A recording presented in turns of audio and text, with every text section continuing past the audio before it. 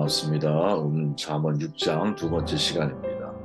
9절 말씀을 제가 읽을게요. 게으른 자여 내가 어느 때까지 누워 있겠느냐. 내가 어느 때에 잠이 깨어 일어나겠느냐. 좀 더 자자. 좀 더 졸자. 손을 모으고 좀 더 누워 있자 하며 내 빈궁이 강도같이 오며 내 곤핍이 군사같이 이르리라. 소명이 게으름을 깨운다라는 제목으로 말씀을 나눕니다. 어, 자, 우리가 지금 읽은 말씀은 9절부터 11절까지 말씀이죠. 그런데 6절부터 사실은 말씀을 이제 우리가 읽어보면 이렇게 솔로몬은 이야기를 시작을 합니다. 게으른 자의 계미에게서 가서 그가 하는 것을 보고 지혜를 얻으라. 다시 말하면 게으름의 문제를 지금 다루고 있죠. 게으름, 뭐 굳이 설명하지 않아도 여러분들이 그 의미를 잘 알 거라고 봐요. 일하기 싫어하는 태도나 버릇, 또 마땅히 해야 할 일을 미루고 회피하려고 하는 태도를 가리키죠. 육체적인 게으름이 있다면 생각의 게으름이 있고요. 나아가 신앙인들에게 있어서 영적인 게으름까지 있는 거죠. 총체적인 게으름을 한번 생각해 보면서 이 말씀을 묵상해야 되지 않을까 그런 생각을 해봅니다. 하나님의 창조 질서에서 하나님은 하찮은 개미 비유를 통해서 인간의 게으름을 일종의 이제 솔로몬을 통해 책망하고 계시는 모습을 우리가 오늘의 본문을 통해서 확인하게 되죠. 개미에게서 무엇을 배웁니까? 게으른 자여, 개미에게 가서 그가 하는 것을 보고 지혜를 얻으라. 개미는 두령도 없고 감독자도 없고 통치자도 없으되 먹을 것을 여름 동안 예비하며 추수 때 양식을 모은다. 개미는 여름 동안 부지런히 일하여 겨울을 준비한다라는 말이죠. 풍부한 양식을 모아서 겨울을 대비한다. 개미에게 있어서 여름과 가을은 열심히 일하여 겨울을 준비하는 시기라는 거죠. 감독자도 없어요. 통치자도 없습니다. 부지런히 일에 겨울을 준비하는 것은 개미를 창조하신 하나님의 질서에 따른 것이죠. 다시 말하면 자신이 열심히 일해야 할 때 수고하지 않는 것은 하나님의 창조 질서에서 어긋나는 것이다라는 거죠. 사람들이 오해하는 것 중에 하나가 일하는 것, 노동을 죄를 지은 인간에게 주어진 하는 결과라고 생각하는 경향이거든요. 사실은 그렇지 않죠. 아담이 머물게 된 그 땅이 죄악의 결과로 저주를 받아 열심히 농사를 지어도 가시덤불과 엉겅퀴를 내는 땅으로 바뀐 것일 뿐이지 사실 하나님이 에덴에 있을 때부터 노동에 대한 명령을 주어진 것이죠. 노동에 대한 명령. 이 노동은 섬김이라고 하는 중요한 단어를 사용하면서 노동이라면 하는 이 섬김이란 의미 속에는 하나님을 예배하는 예배적인 행위가 담겨져 있는 제사장 용어거든요. 그래서 사실은 우리가 이 노동이라고 하는 것은 하나님 앞에 내가 제사장으로서의 사명이 감당되어지는 이제 현장이라고 생각하며 인생을 살아가는 것이 지혜로운 그리스도인의 어떤 생각의 선택이 아닐까 그런 생각을 해보게 됩니다. 신학자 토마스 아퀴나스가 게으름은 무슨 일을 하고자 하는 에너지가 거의 고갈된 상태다 이런 말을 하죠. 또 톨스토이는 게으른 자의 머릿속은 악마가 살기에 가장 좋은 곳이다 이런 말도 해요. 저는 성경의 게으름에 대해서 말하기 전에 연세대 연구 교수이죠. 인도 문화 연구상 인도 문화에 대해서는 아주 권위가 좀 있는 이옥순 교수라는 분이 계신데 그분이 한 말이 있어요. 게으름은 왜 죄가 되었는가라는 이제 글을 통해서 게으름에 대한 사회적인 편견 여기에 도전장을 내밀고 있는데 그녀가 주장하는 말은 뭐냐? 게으름은 시대와 종교에 따라 인식이 달라지는데 우리가 생각하는 것처럼 그렇게 나쁜 것이 아니에요. 근대 이전의 동아시아, 한국 등 일본에서 게으름, 느림과 무위에 연계된 나태하고도 부를 정도의 여유로움이었다라고 또 표현을 하고 그렇게 인식하며 살았다라는 거죠. 그러면서 그 게으름이 죄악시된 이유는 서양의 문화 때문이라고 말하고 그 뿌리가 성경이라고 지적을 해요. 성경에 보면 바울이 말하죠. 우리가 너희와 함께 있을 때에도 너희에게 명하기를 누구든지 일하기 싫어하거든 먹지도 말게 하라 하였더니 라고 말을 하고 또 신학자 칼빈은 신은 게으른 자와 빵을 먹는 것을 저주한다 이렇게 설교를 했거든요. 결국 이런 것들이 모여서 기독교의 근면 윤리로 이어지게 되었고 한마디로 인간의 게으름을 기독교가 죄라고 정죄했다라는 것이죠. 그러나 여러분 사실은 이옥순 교수가 하려고 하는 말은 뭐냐면 이제 이분이 크리스찬이잖아요. 이제 이게 기독교에서 죄로 정죄했다기보다는 이 게으름이라고 하는 것은 모든 전 문화 속에 펼쳐져 있는 모든 문화권 속에 있는 사람들이 다 스스로 이 게으름이 죄라고 하는 사실, 뭐 그렇게 표현하지는 않지만 이게 잘못됐다라고 하는 사실은 다 알고 있다라는 거예요. 왜? 성경 외에도 다른 종교의 책을 살펴보면 예를 들어 코란에 보면 그들이 바치는 어느 것도 수락되지 아니하면 그들이 하나님과 선자를 불신했고 예배를 하지 아니하고 게으름을 피우면 증여하는 것을 꺼렸기 때문이다. 게으름을 피우며 이렇게 이제 이야기를 하고 예배의 대만이 하나님께 기부를 받지 않는 이유가 된다. 이렇게 말을 한다라는 거죠. 그래서 이슬람 교회에서는 흡연이나 이혼, 게으름은 피해야 하는 것으로 정해놓아요. 유교도 마찬가지죠. 주역에 보면 자강불식이라는 말이 있잖아요. 하늘의 운행은 굳세니 군자는 그것을 본받아 자신을 강하게 하여 쉼이 없다. 이렇게 보도하면서 천도를 본받기 위해서 하늘의 도를 본받으려면 게으름을 용납하지 않았다라는 것이죠. 그뿐 아니라 법구경, 이제 불교 수행자들이 지녀야 할 덕목을 기록한 거잖아요. 법구경이. 거기서 이렇게 말하죠. 게으르지 않으면 영원히 사는 길이요. 게으름은 죽음의 길이다. 게으르지 않은 이는 죽지 않겠지만 게으른 이는 이미 죽은 거나 마찬가지다. 어리석어 슬기 없는 이는 게으름에 빠지고 슬기가 있는 이는 귀중한 재산을 지키듯 부지런함을 지킨다. 게으름을 어리석은 자의 모습이다. 그러니까 다시 말하면 게으름은 시대나 종교, 뭐 국가나 민족을 다 떠나서 사실은 거의 보편적으로 사람들에게 인식된 것은 뭐냐면 이것을 정죄시하는 분위기를 가지고 있다는 것이죠. 인간이면 누구나 느낄 수 있는 기본적인 보편적인 정서라는 거예요. 게으름이. 이게 되게 중요한 사실은 지적입니다. 왜? 그동안 사회에서는 게으름을 기독교적인 근면윤리에 의해서 기독교가 죄로 정죄했기 때문이라고 하는 시각을 가지고 있었지만 사실은 이옥순 교수의 연구에 의하면 게으름은 보편적인 정서라는 거죠. 게으름이 잘못된 것이라고 하는 인식은 보편적인 정서다라는 거예요. 그죠? 성경에 여러분 사무엘상에 보면 게으름의 달인이 나오잖아요. 그죠? 그 장기가 뭡니까? 의자에 앉아있기. 취미가 뭡니까? 의자에 앉아있기. 개인기가 뭡니까? 의자에 앉아있기. 엘리 제사장이죠.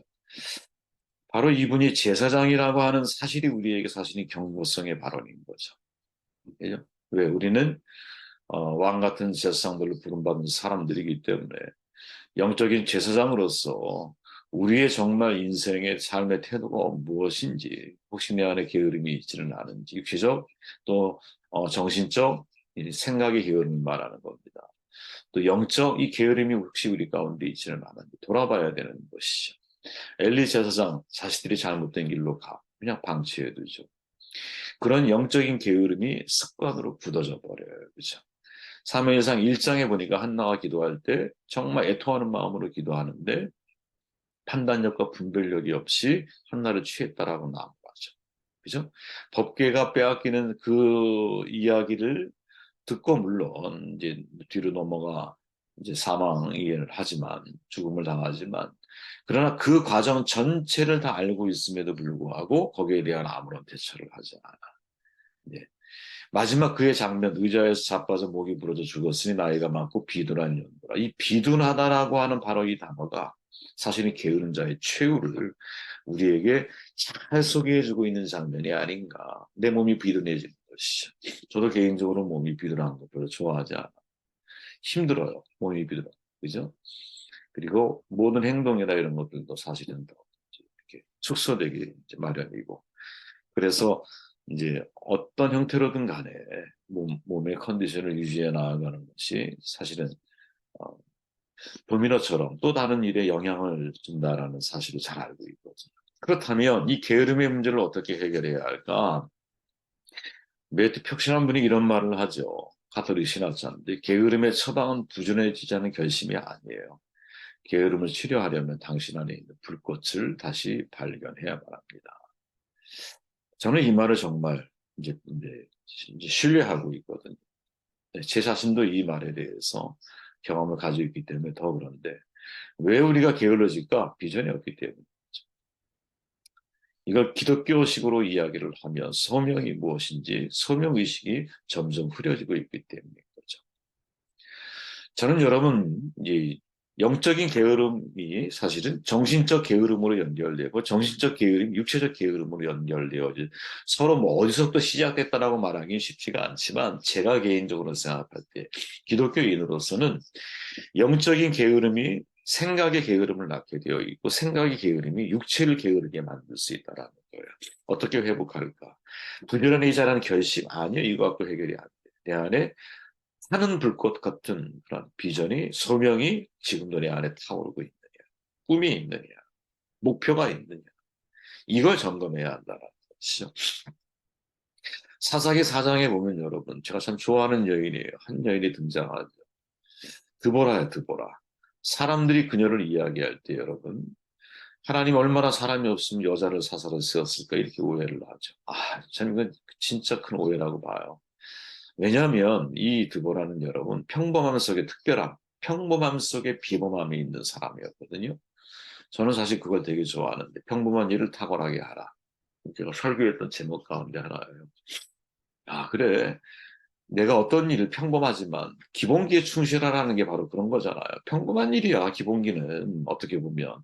각 선수들이 자기의 분야에 가장 기본이 되는 것들을, 이거 평범한 일들이죠, 그들에게는. 근데 그게 탁월해질 때, 그 일을 탁월하게 할 수 있을 때 선수 생명이 여러분 길어지는 거고, 그리고 정말 어떤 중요한 결정적인 순간에 실력이 발휘되어지는 것이죠. 그 기본기가 쌓여있지 않으면 여러분 그 다음 단계는 없다니까요. 이 기본기가 그래서 중요한 거예요. 말씀에 대한 기본기, 예배에 대한 기본기, 또 교제에 대한 기본기, 인생을 살아가는 기본기. 이 기본기가 여러분들의 미래를, 우리의 미래를 결정하는 거거든요. 드보라가 왜 중요하냐? 성경에 뭐라고 표현하냐면 사사기 4장 5절에 보면 드보라의 종려나무라고 말하거든요. 이게 이제 굉장히 중요한 표현이에요. 드보라의 종려나무 아래. 그러니까 종려나무가 있어. 종려나무가 한두 그루겠어요? 그죠? 한두 그루가 아니잖아요. 그런데 사람들이 볼 때 저 종려나무는 누구 거야? 드보라의 종려나무야. 이렇게 부르렀다는 거예요. 왜 그렇게 불렀을까요? 항상 그 자리에 드보라가 있었다는 거지. 이 굉장히 사실은 주목해야 할 내용이거든요. 종려나무와 드보라의 관계를 나타내주는 말인 거죠. 하나님께 소명을 받은 이후 드보라는 여러분 그 나무 아래에서 사람들이 볼 때 야, 저 종려나무는 드보라의 나무야. 지금 드보라의 나무라고 불려주고 있는 거거든. 왜? 항상 그 자리에서 부지런하게 꾸준히 사람들을 만나고 사람들의 이야기를 들어주고 그죠? 사람들을 이 판결해주고 이 모든 일을 항상 거기서 그 자리에서 드보라가 했던 거야. 그 사람들이 볼 때 저 나무는 드보라의 종려나무야. 여러분 완전히 달라지죠, 의미가. 그죠? 여러분 바위에 물 한 방울이 이제 바위를 뚫잖아. 그죠? 홍수가 와서 바위를 뚫습니까? 아니에요. 꾸준한 물 한 방울이 수년, 수십 년, 수백 년 같은 자리에 떨어지기 시작하면서 거기에 구멍이 나는 거예요. 한옥 목사가 쓴그 아멘 다음이 중요하다라는 책을 썼잖아요. 제가 엊그제 그 훑어보다가 20세기 미국 교회 가장 존경받는 설교자죠. 척 스윈돌 목사님의 말이 인용이 되어 있어. 목회의 핵심이 뭐냐? 계속 목양의 자리를 지키는 것이다. 아무리 힘들고 어려울 때도 강단에 서서 설교하고 회의를 주재하고 성도들을 돌보고 비가 오나 수십 년 해 나아가는 성실함이 가장 중요하다. 이렇게 말을 했다는 거죠. 저는 이 말을 100% 공감하거든요. 네. 이 이제 자기 자리를 지키지 못하는 것 이게 사실은 게으름의 시작이거든요. 한 번 자리를 지키지 못하게 되면 여러분 이 한 번이 두 번 되고 두 번이 10번 되고 10번이 100번 되는 거야. 그러면서 내 발목을 잡기 시작하는 거예요. 목회하면서 여러분 가장 고마운 분이 누군지 아십니까? 그 동역할 때도 마찬가지예요. 항상 그 자리를 지켜주는 사람이에요. 평소에는 보이지 않지. 하지만 그 사람은 여러분 내 뼈와 살과 같은 존재예요. 제가 목회를 해보면. 어려워요, 그런 분들이. 비가 오나 눈이 오나 항상 자기 자리에서 말없이 힘들고 어려워. 모든 상황들 다 알죠. 함께 해왔으니. 그래도 항상 그 자리에서 자신이 묵묵히 자리를 지켜주고 자기 직분 잘 감당해나. 그리고 어려워도 사람이 뭐 나들목처럼 오가는 길이잖아. 오가는 길에 사람들이 아무리 많이 있어도 내가 해야 할 일을 꾸준히 묵묵히 가지는 바로 그 사람. 여러분 그 사람이 진짜 교회의 진정한 일꾼이 되는 사람들이라고 저는 봐요. 네. 유대 전승에 보면 여러분 노아가 방주를 짓는데 120년의 시작 아, 지난주 주일 잠깐 얘기를 나눴잖아요. 그죠? 배를 지을 나무를 심는 것부터 시작되었다. 유대 전승에 보면. 이 말이 맞다면 여러분, 이 말이 맞아요. 그러니까 120년 후에 방주를 짓잖아요. 근데 나무를 심는 것부터 시작을 했다. 라고 만약에 가정을 한다면, 그죠? 그 일을 위해서 나무를 심고 가꾸고 돌봐야 하는 성실함이 방주를 만들었다라는 의미가 되는 거예요. 그죠? 만약 우리가 지금 여러분, 나무 심기부터 시작하고 있어. 이것이 훗날 하나님이 우리에게 명령하신 방주를 만들기 위한 첫걸음이야. 그러면 여러분, 우리의 그 첫걸음을 남들이 우리를 뭐라고 보든 간에 어디에서부터 어떻게 한 단계 한 단계 한 단계를 밟아갈 것인가. 120년이라고 하는 세월 동안 여러분, 나무를 심는 것에서부터 만약에 시작했다고 가정해 보면 그 속에는 정말 내게 주어져 있는 작은 일처럼 보이는 일을 성실하고 부지런하고 프로페셔널하게 그 일을 갖고 나아가는 곳에서부터 훗날 방주의 견고함이 만들어지는 것 아니겠어요? 그죠? 자, 저는 이런 은혜가 우리 가운데 있어야 되지 않을까 정도를 보면 핵심은 그겁니다, 여러분. 야, 게으름이라고 하는 것은 보편적인 정서구나. 모든 나라, 모든 민족, 모든 시대, 모든 환경 속에서 게으름은 사람들이 불편해하는 거야. 그리고 게으름은 결국 한 인간을 파괴시켜요. 그죠? 녹슬어 사라지게 만든다는 게으름이. 그렇다면 어떻게 우리는 부지런해질 수 있을까? 결심으로 가능한가? 아니에요. 사실은. 영적인 부지런함이 우리 가운데 있어야 되는데 그건 소명에서부터 시작이 되는 거예요. 소명. 내가 분명한 소명의식이 회복이 되어지고 생각의 부지런함을 통해 내 육신도 부지런해지게 되는 거죠. 이 순서를 여러분들이 잊지 않고 드보라의 종려나무처럼 야, 저 나무는 드보라의 종려나무. 사람들이 우리 인생을 볼 때, 아, 저분은 항상 저 길을 묵묵히 걸어왔구나. 여러분, 이게 어떻게 보면 남들이 볼 때 상대적인 비교를 하지 마시고 절대적인 하나님 앞에서 나의 삶을 놓고 평가를 만약에 해본다면, 아, 저 사람은 하나님이 자기에게 준 길을 묵묵히 비가 오나 눈이 오나 사람이 있든 없든 그 길을 묵묵히 걸어온 사람이구나. 이게 진짜 부지런한 삶이 아닐까요? 그죠? 어, 소명을 발견하지 못한 부지런함은 여러분 잘못된 방향으로 열심히 진짜 부지런함은 소명을 발견하고 묵묵히 한 걸음 한 걸음 그 길을 걸어가는 것이 진짜 부지런함이 아닐까 하는 생각을